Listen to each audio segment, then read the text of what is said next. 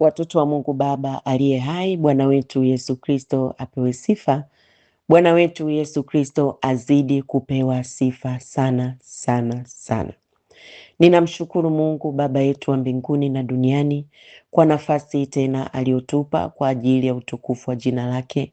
Tumekusanyika kwa jina kuu la Bwana wetu Yesu Kristo, na ibada tulionayo ni ibada ya kujifunza neno la Mungu na maombi kwa jinsi ambavyo Roho Mtakatifu wa Mungu ameikusudia iwe. Bwana Yesu apewe sifa sana. Ninayesema nawe ni Mama El wa Jesus is the way, kwa moyo wa upendo kabisa na kukaribisha katika ibada hii. Na nina neno la uzima juu yako, na ujumbe ambao Roho Mtakatifu wa Mungu ameuachilia katikati yetu leo hii unasema ya kwamba, kwa nini unajiona una juhudi sana kwa Mungu bila matokeo? Watu wengi wamejikuta wanajuhudi sana kwa Mungu, lakini matokeo ni madogo au hakuna kabisa matokeo. Lakini ni Mungu wetu ni Mungu mwenye nguvu sana, na ni Mungu waweza. Ndicho tunakwenda kujifunza sana wakati kama huu. Tafungua ibada hii kwa maombi. Baba Mungu, ninakushukuru. Mungu Baba, Mungu Mwana, Mungu Roho Mtakatifu, wewe ndiwe Baba yetu wa mbinguni na duniani. Baba, kwa jina kuu la mwanao mpendwa Yesu Kristo, tumekusanyika. Ni mimi na watoto wako wa Bwana, katika kila kabila na lugha na jamaa na taifa. Tumekusanyika kwa jina la Yesu. Asante Roho Mtakatifu wa Mungu, uliyeweka umoja huu katika Kristo Yesu. Nasi katika agano kuu la damu ya Yesu, ndani yako Bwana Yesu, tunazidi kwenda kuishi na kuwa na uhai wetu. Sante kwa ushuhuda wa damu yako takatifu na neno lako la uzima katikati yetu. Kwa kuwa Bwana, tunauona uweza wako ulio mkuu ukithibitika na ukidhihirika kwenye maisha yetu ya kila siku. Hakika Baba, tunauona uweza wako na ukuu wako ukitutoa katika utukufu hadi utukufu. Tunapanda na zaidi ya kupanda, imani hadi imani. Sante kwa kumfunua mwanao mpendwa Yesu Kristo, aliye neno la uzima katikati yetu.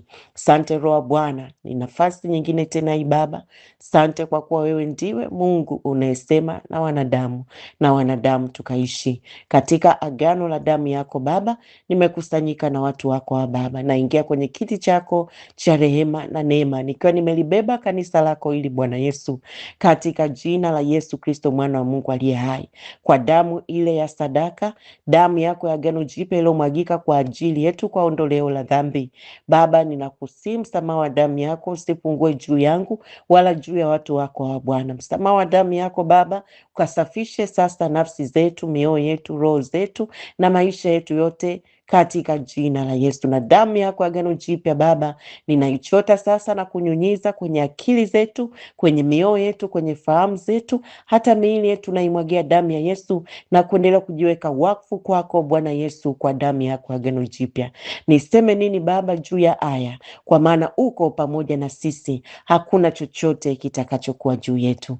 Baba, nasema asante kwa ajili ya kila mmoja anayesikia sauti yako sasa.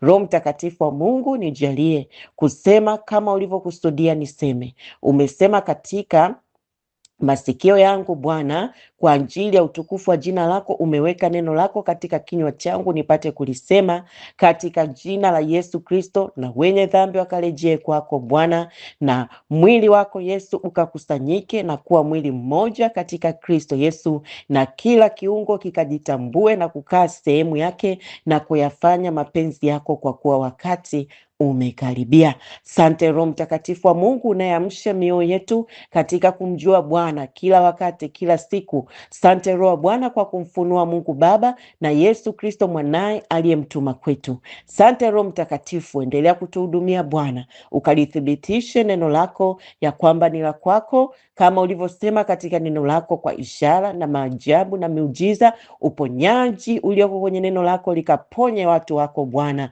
na nuru yako ikamwangazie uangazie kila mmoja anayelipokea neno lako katika jina la Yesu, na giza halitowashinda kamwe watoto wako hawa Bwana, kwa kuwa neno lako sasa linaangaza na kuleta nuru. Baba, asante, na ifunika ibada hii kwa damu ya Yesu, na kila mahali inapopita inapita katika agano kuu la damu ya Yesu, nami nikiangusha chini kila falme na mamlaka za giza na wakuu wa giza hili na majeshi yote ya mapepo abaya, pepo chafu katika ulimwengu wa kiroho na wakuu wa anga wa giza, kwa jina la Yesu nimewaangusha chini kwa mamlaka kuu ya jina la Yesu, akiwemo shetani Lucifer na mawakala wake wote. Kwa jina la Yesu Kristo ni chini kwa mamlaka kuu ya damu ya Yesu, katika agano la damu yako Baba. Ninatawala sasa anga, ninatawala ardhi kwa damu ya Yesu Kristo na pande zote, kwa jina la Yesu, nikilisema neno lako kwa ujasiri kabisa, kwa utukufu wa Mungu Baba, Mungu Mwana, Mungu Roho Mtakatifu. Asante Yesu, kwa kuwa wewe ni mwema na fadhili zako ni za milele, katika jina la Yesu, amen. Amen. Ujumbe tulio nao unasema ya kwamba, kwa nini unajiona una juhudi sana kwa Mungu bila matokeo? Kwa nini? Haleluya. Kanisa. Nikisema kanisa, maana yake ni mimi na wewe na yule tuliokombolewa kwa damu ya Yesu, tuliomwamini Yesu Kristo kwamba ni Bwana na Mwokozi wa maisha yetu. Kwa hiyo ninaongea na wewe. Kanisa, kumtafuta Mungu Baba bila maarifa ya neno lake, hakika hii nayo ni kazi bure kwa mwanadamu. Kumtafuta Mungu bila neno lake, hakika hii nayo ni kazi bure kwa kanisa. Watoto wa Mungu wengi wamejikuta wakihangaika huko na huko na kujikuta kuangukia kwenye kundi la watu wa kukata tamaa, kwa sababu wanajiona wanamtafuta Mungu Baba kwa juhudi kubwa sana, lakini matokeo ya faida ni machache. Ndivyo wanavyojiona hivyo. Yaani matokeo ya faida yamekuwa ni machache kwao, au hakuna kabisa. Bwana Yesu apewe sifa sana. Unisikilize mtoto wa Mungu. Kumbuka huyu Yesu Kristo ambaye mimi nakwambia habari zake kwamba ndiye Mwokozi na Mkombozi, ndiye yule jana na leo na hata milele. Neno la Mungu linatuambia haya katika Waebrania 13 mstari wa 8. Huyu Yesu tuliyemwamini sisi ni yule jana na leo na hata milele. Uweza wake ni mkuu, ni ule jana leo na hata milele. Nguvu zake ni kuu, ni zile. Matendo yake ni makuu sana, ni yale. Bwana Yesu apewe sifa sana. Kwa hiyo alitenda, alifufua, aliponya. Bwana Yesu apewe sifa sana. Na anatenda hata sasa, na atazidi kutenda kwa walio wake. Na Mungu Baba anasema katika neno lake kwamba mkono wake ni mkuu na wenye nguvu sana, na wala mkono wake haujapungua hata usiweze kutuokoa sisi. Hii ni Isaya 59 mstari wa 1. Kwa nini nimekuambia neno hili?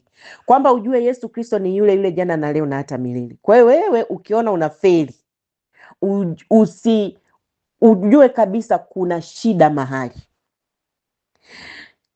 Yaani ukiona unafeli, na kati Yesu ametenda, ameshamaliza kazi pale msalabani, akasema imekwisha. Sasa ukiona we unafeli katika maisha, embu tafuta kweli ya neno la Mungu. Ujue kuna shida mahali. Usiseme ni mapenzi ya Mungu wewe kupita kwenye mapito. Usiseme ni mapenzi ya Mungu wewe kujaribiwa, au kujaribiwa ndio kuonekana wewe wa kiroho sana. Hapana. Bwana Yesu apewe sifa sana. Ameshamaliza pale msalabani ili sisi tupite kwenye ile njia Yesu aliyokwisha isafisha. Sasa usipojitambua katika nafasi hii, utabaki kusema mapito ni sehemu ya maisha yako. Sasa mimi nasema mapito sio sehemu ya maisha yangu mimi. Majaribu sio sehemu ya maisha yangu. Sihitaji kujaribiwa ili kuthibitika kwamba mimi ni mtakatifu. Na huu mlima niliuzunguka. Yaani hii zege nilipandiwa, nikawa nazunguka huu mlima kwamba Yaani ukiwa umeokoka lazima upite ndio uinuliwe. Wapendwa, hapana. Bwana Yesu apewe sifa sana. Ukishamjua Yesu, ukampokea Bwana Yesu, ukaamini ile kazi ya msalaba ilikuwa kwa ajili yako, basi tafuta msingi wa neno la Mungu ambalo ni ushindi wa mwanadamu. Katika msingi wa neno la Mungu utakufahamisha wewe kweli, na kweli itakuweka huru. Bwana Yesu apewe sifa sana. Bwana Yesu asifiwe. Sasa tumeona kwamba Mungu anasema mkono wake si mfupi hata usiweze kuokoa, wala sikio lake halikupungua hata lisiweze kusikia. Hii ni Psalm 9 ule mstari wa 1 na wa 2. Sasa kwa sababu hii basi, shida sio Mungu. Mkono wa Mungu bado una nguvu. Amen. Na shida sio huyu Yesu uliyemwamini, kwa sababu huyu ni yule yule jana na leo na hata milele, na amesema ameshamaliza kazi ili sisi yale aliyoyapitia tusiyapitie sisi. Sasa kama neno la Mungu linatuambia Yesu alipitia umasikini ingawa alikuwa tajiri ili sisi tuwe matajiri ndani yake. Kwa hiyo pale tunapopungukiwa ni lazima tujiwekee alama ya kiulizo. Bwana Yesu apewe sifa sana. Roho wa Mungu atusaidie sana. Anasema kwa michubuko yangu mimi Yesu, yani yeye Yesu, sisi tumepona. Sasa ukiona maumivu, magonjwa yanakuandama, akusamee maovu yako yote. Anasema katika neno lake akuponya magonjwa yako yote, au kukomboa uhai wako na kaburi. Sasa kuna vitu ambavyo ukivisoma kwenye neno la Mungu sio story, ni neno la Mungu ndio taa. Mtu hatoishi kwa mkate tu, bali kwa kila neno litokalo katika kinywa cha Mungu. Hautoishi kwa maombi tu, unahitaji neno la Mungu. Sasa hivi imekuwa vice versa. Yaani watu ni njoo uombewe, njoo nenda, mtu anakimbia huku na huku, lakini kufundishwa kwa habari ya kusimama katika msingi wa Mungu ambao ndio unauhitaji zaidi, hasa katika nyakati hizi za mwisho ambapo mambo mengi ya dunia yataongezeka. Ziki zitaongezeka. Sasa ili usipoteze tumaini, ili imani yako Yesu Kristo huyu hakija kulinyakua kanisa lake aikute imani yako sawasawa, unahitaji msingi wa neno la Mungu. Bwana Yesu apewe sifa sana. Kwa nini una juhudi ya kumtafuta Mungu lakini utukufu wake haudhihiriki maishani mwako? Kwa nini? Warumi 10 mstari wa 1 na wa 2 imeandikwa. Neno la Mungu linatuambia, ndugu zangu, nitakayo sana moyoni mwangu na dua yangu ni muombayo Mungu ni kwa ajili yao ili waokolewe. Kwa maana nawashuhudia ya kwamba wanajuhudi kwa ajili ya Mungu, lakini si katika maarifa. Nawashuhudia ya kwamba kuna watoto wa Mungu wanajuhudi kwa ajili ya Mungu, lakini si katika maarifa. Hii ni Warumi 10 mstari wa 1 na wa 2. Maana yake nini? Mfano, maana yake unaomba sana, unafunga sana, unatoa sana sadaka, na unaaminishwa saa ingine hata vitu vingi kwenye madhabahu uliopo, unaambiwa kwamba uvinunue, uvitumie, vitakusaidia na kadhalika. Lakini cha kushangaza, mapito yako pale pale, na mwingine ukipata kinafuu kidogo leo kwa muda mchache sana, baada ya hapo hali inarudi vile vile, au hali inakuwa mbaya kuliko ya kwanza. Sasa hebu niambie jamani, ni muujiza gani huo ambao unapokea leo, kesho unarudi hali yako ile ile au imezidi ya kwanza? Yaani kama ulikuwa na janga moja yanaongezeka 5. Na Roho Mtakatifu wa Mungu alisaidie kanisa lake sana. Roho Mtakatifu wa Mungu atusaidie. Hakika ukiona hayo nayo ujue kuna jambo pia hapo alipo sawa mtoto wa Mungu. Kwa sababu hata neno la Mungu linatuambia huyu Yesu mwana wa Mungu aliye hai alipomponya yule mwanamke aliyekuwa anatokwa na damu kwa muda mrefu, alipomponya yule mwanamke akaona kabisa hali yake imeponywa, Yesu akamwambia neno gani? Alimwambia, binti, enenda zako kwa amani na usiwe na msiba wako tena. Sasa inakuwaje wewe leo hii unaponywa na msiba wako unajirudia? Hapo ndio ujiulize maswali. Hapo ndio ukipata jibu ndo ikupe juhudi ya kuingia kwenye neno la Mungu. Niko hapa kukwambia, haya wewe, baada ya muujiza wako, mbona msiba wako umejirudia tena?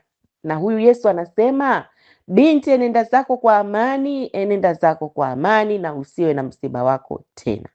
Huyu Yesu mwana wa Mungu aliye hai, neno la Mungu linasema katika Yohana 8:36, mwana akituweka huru, tunakuwa huru kweli kweli. Sasa hebu jiulize, wewe umekuwa huru kweli kweli maisha yako, au huru nusu nusu? Na jibu utakalopata, kama haujawa huru kweli kweli, basi mama El, kuna shida mahali. Kuna shida mahali, kwa sababu mkono wa Mungu si mfupi hata usiweze kutuokoa. Yesu ni yule yule jana na leo na hata milele. Neno la Mungu li hai, tena lina nguvu, tena linaokoa. Sasa shida ni iko wapi? Bwana Yesu apewe sifa sana.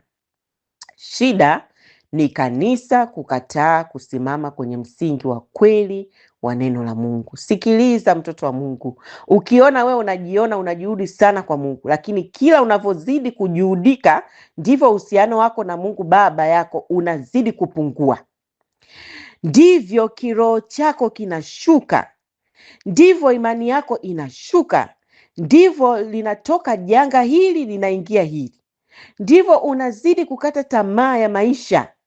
Yaani kana kwamba msalaba wa Yesu ulikuwa bure. Ukiona hali kama hizi, amka usingizini kwa jina la Yesu. Toka huko kwa jina la Yesu. Ukiona hali kama hizi, basi akili yako ifunguke, ujue kuna kitu hakipo sawa hapo.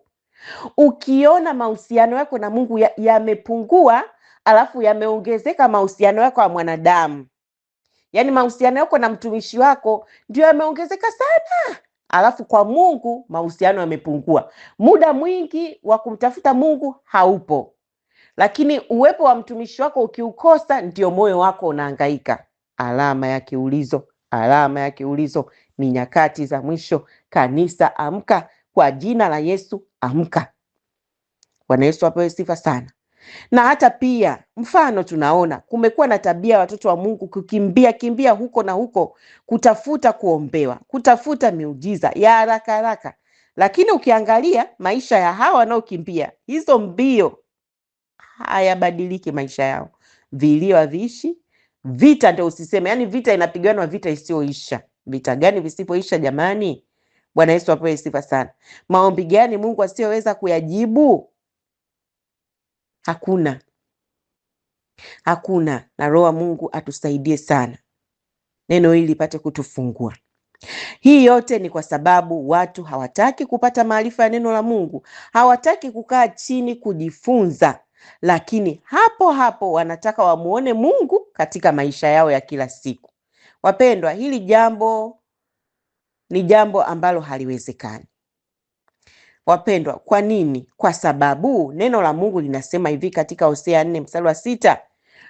Yaani kwa nini haiwezekani? Watu hawa watu wamekataa, wanakataa maarifa, wanakataa neno la Mungu. Hapo wanataka miujiza ya chapchap, wanataka wamuone Mungu katika maisha yao ya kila siku. Hosea 4:6. Mungu mwenyewe huyu anasema, ni Mungu mwenyewe anasema, watu wangu wanaangamizwa kwa kukosa maarifa. Wanaangamizwa kwa kukosa maarifa. Na anasema kwa kuwa umeyakataa maarifa, manake kwa kuwa unaangamia kwa kukosa neno lake, na kwa kuwa umekataa msingi wa neno lake, kwa kuwa umekataa maarifa, anasema mimi nami nitakukataa wewe, usiwe kuhani wangu mimi, kwa kuwa umeisahau sheria ya Mungu wako. Yaani umelisahau neno la Mungu wako, mimi nami nitawasahau watoto wako. Yaani huko kwa ngaika kwako bila neno la Mungu, hata watoto wako unawafanya wasaulike mbele za Bwana. Na Roho wa Mungu atusaidie sana. Kumbe unaweza ukawa ni mtu wa Mungu, maana anasema watu wangu, ni sisi watu wake. Sasa kumbe unaweza ukawa ni mtu wa Mungu vizuri tu, lakini ukaangamizwa kwa kukosa maarifa. Umeyakataa maarifa ya Mungu, Na kwa sababu hiyo Mungu naye anakukataa wewe, anasema nami nakukataa wewe. Hapa ndipo unajikuta maisha yako hayana matokeo ya kimungu au hayana utukufu wa Mungu, pamoja na maombi yako, mifungo yako, sadaka yako. Yawezekana hata wewe unatumika, yani ni kwani unatumika kabisa, lakini huoni matokeo. Lakini umekataa msingi wa neno la Mungu, umekataa kuongozwa na neno la Mungu. Sababu hiyo unaangamizwa kwa kukosa maarifa. Sasa kuangamizwa maana yake nini? Kuna mahali unavutwa na hautokuwa na ujasiri wa kusema hapana, kwa sababu huna kweli ya neno la Mungu ndani yako, na huko ndiko unakwenda kuangamia. Yani unaingia kwenye mahali, ukishaingia hapo mahali, kwa sababu huna msingi wa neno la Mungu, hapo mahali unaangamizwa kwa kukosa maarifa. Huna maarifa, huna hata ujasiri wa kusema hapana. Huna ujasiri, unadanganya kuanzia asubuhi mpaka jioni, unadanganya. Na Roho Mtakatifu wa Mungu atusaidie sana, na hili lisiwe fungu lako wewe, mtoto wa Mungu na inisikia sasa, katika jina la Yesu.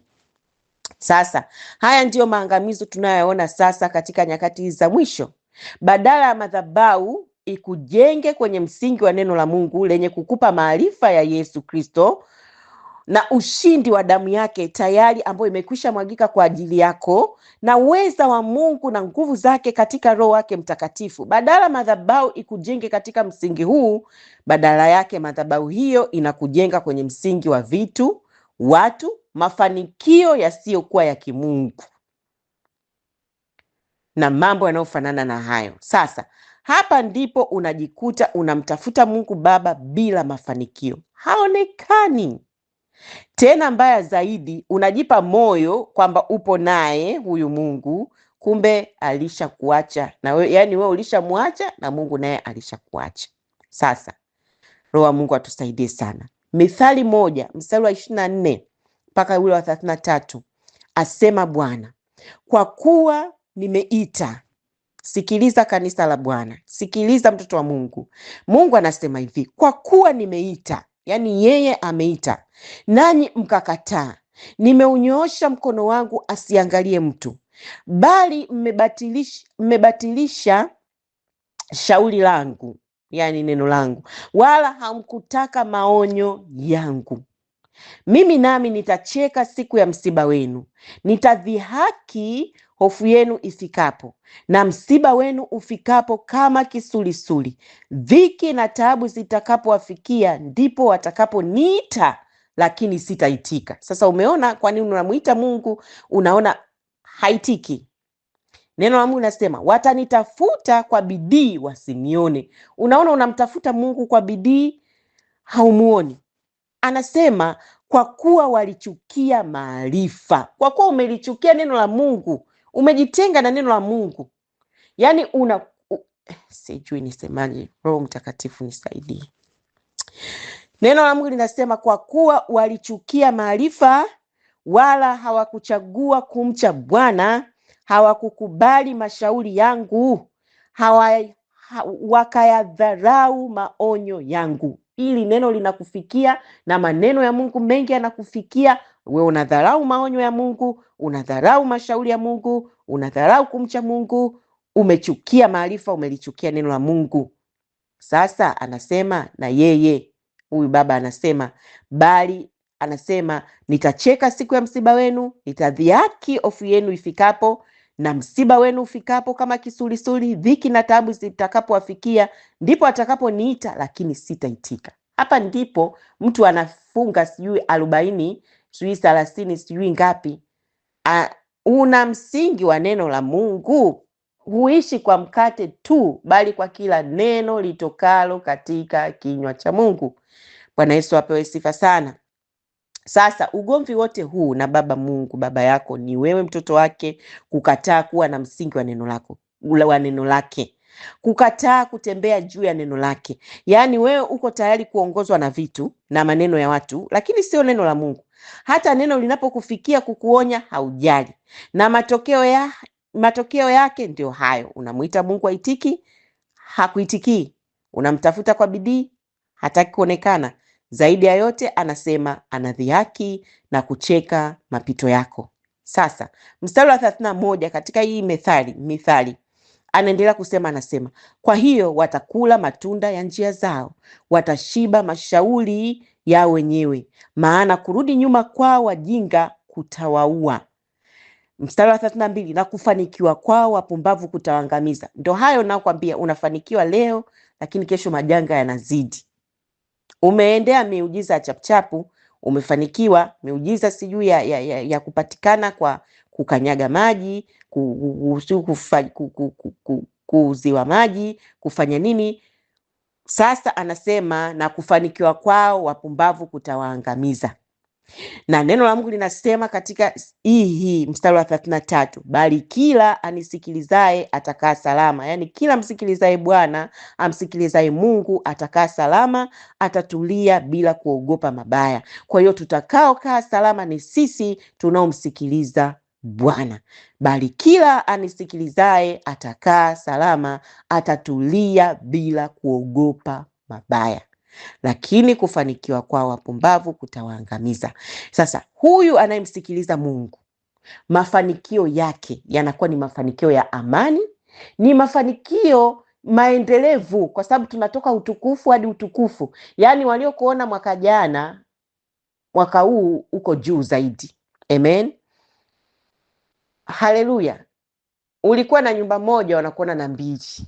Bwana Yesu apewe sifa sana. Unapanda utukufu hadi utukufu, alafu mafanikio yanakuwa ni ya amani, kwa sababu umeamua kumsikiliza Mungu. Anasema utakaa salama na utatulia bila kuogopa mabaya, hutoyumbishwa.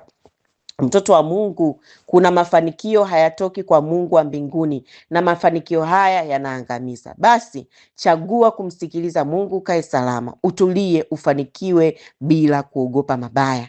Neno la Mungu linasema katika Yohana 15 mstari wa 4 na wa 8, na ningependa hapa tuzidi kutega sikio. Yani kama hapo mwanzo uko unatega sikio, hapa ndio utege sikio zaidi. Yohana 15 mstari wa 4 mpaka wa 8, kwa sababu haya maneno anayasema huyu Yesu. Kumbuka naongea na kanisa. Huyu Yesu ambao sisi tumemfungulia mioyo yetu, tumemwamini, anasema hivi: kaeni ndani yangu nami ndani yenu, kama vile tawi lisivyoweza kuzaa peke yake, kadhalika nanyi msipokaa ndani yangu. Mimi ni mzabibu, ninyi ni matawi. Akae ndani yangu nami ndani yake, huyo huzaa sana, maana pasipo mimi ninyi hamuwezi kufanya neno lolote. Sasa Bwana Yesu anatusisitiza tusimwache, tukae ndani yake na yeye ndani yetu, ndipo tutazaa sana, tutafanikiwa sana sana. Na haya mafanikio, ndugu yangu, ni hapa duniani. Haleluya. Mstari wa 6 anaendelea kutuambia, mtu asipokaa ndani yangu hutupwa nje kama tawi na kunyauka. Watu huyakusanya na kuyatupa motoni, yakateketea. Sasa unapokataa kukaa ndani yake, ndio unajikuta una maisha ya kunyauka, maisha ya mahangaiko, kukimbia huko na huko na kuhangaika kwenye mashimo ya moto ya uharibifu. Na Roho wa Mungu atusaidie sana. Anaendelea kusema, nimekwambia tega sikio lako tu. Mstari wa 7 na wa 8, ninyi mkikaa ndani yangu na maneno yangu yakikaa ndani yenu, ombeni mtakalo lolote, nanyi mtatendewa. Hivyo hutukuzwa Baba yangu kwa vile mzaavyo sana, nanyi mtakuwa wanafunzi wangu. Hebu tusoma neno hili badala yangu mimi. Sema ninyi, asema Bwana Yesu, ninyi mkikaa ndani yangu na maneno yangu yakikaa ndani yenu, ombeni mtakalo lolote, nanyi mtatendewa. Hivyo hutukuzwa Baba yangu kwa vile mzaavyo sana, nanyi mtakuwa wanafunzi wangu. Umeiona hiyo? Umeisikia hiyo, mtoto wa Mungu? Kaa ndani ya Yesu na Yesu akae ndani yako, maneno yake yakae ndani yetu, ndani yako, ndani yetu. Baada ya hapo, omba utakalo lolote. Anasema atatenda. Alafu baada ya hapo Mungu anatukuzwa, anasema hivyo utukuzwa Baba yangu kwa vile mzavyo sana. Yaani vile unavyoongezeka sana, vile unavyofanikiwa sana, Mungu anazidi kutukuzwa, kwa sababu maisha yako yatakuwa ya ushuhuda nje kwa lile neno ambalo umeliweka ndani yako, neno la Mungu. Na anasema nanyi mtakuwa wanafunzi wangu kweli kweli. Sasa ukiona una mafanikio lakini anayetukuzwa ni mwanadamu, hapo pia weka alama ya kiulizo. Neno hili linakupa jibu. Mkikaa ndani ya Yesu, maneno ya Yesu yakikaa ndani yako, omba lolote. Utakapoomba lolote, anakufanyia. Atakapokufanyia, anatukuzwa Mungu Baba kwa vile uzaavyo sana, na wewe unazidi kuwa mwanafunzi wake. Oh, haleluya. Nafikiri hili ndilo jibu. Haleluya. Bwana Yesu apewe sifa sana. Watoto wa Mungu, Bwana Yesu asifiwe. Huu ndio msingi wa mafanikio. Kuongezeka kwa kanisa, kuongezeka kwa Mkristo, kuongezeka kwa wewe mtoto wa Mungu ni kukaa ndani ya Yesu, neno lake likae ndani yako, kisha omba utakalo lolote, utatendewa na Baba Mungu anatukuzwa. Sasa hivi unaweza ukapata kile kitu. Angalia hapo, nani anatukuzwa katika hiyo madhabahu ulichopokea hicho kitu? Je, ni Mungu Baba anatukuzwa? Jamani, ni nyakati za mwisho, na Roho Mtakatifu wa Mungu azidi kufungua ufahamu wetu tupate kuelewa.